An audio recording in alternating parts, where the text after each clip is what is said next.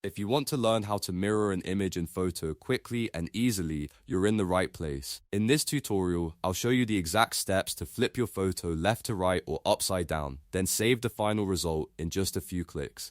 This is a super useful trick if you want to create a mirrored effect for social media posts, design projects, profile images, or just to correct the direction of an image. And if this video helps, make sure to hit that like button and subscribe for more simple editing tutorials just like this.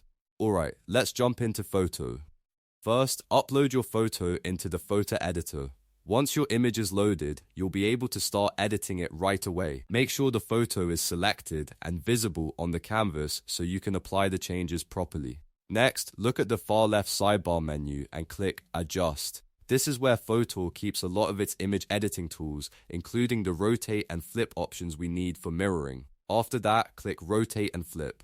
This will open the controls for turning and flipping your image. Here, Fotor gives you a couple of different ways to mirror your photo depending on the effect you want. If you want to mirror the image from left to right, click Flip Horizontally. This is the option you'll use most often when you want the image to face the opposite direction. It creates that classic mirrored look across the vertical axis. If you want to turn the image upside down instead, click Flip Vertically. This flips the image from top to bottom and can be useful for creative effects or specific design needs. Once you're happy with the mirrored version of your image, the final step is to save it. Click Download at the top bar above the canvas, choose your preferred file settings if needed, and then download your mirrored image to your device.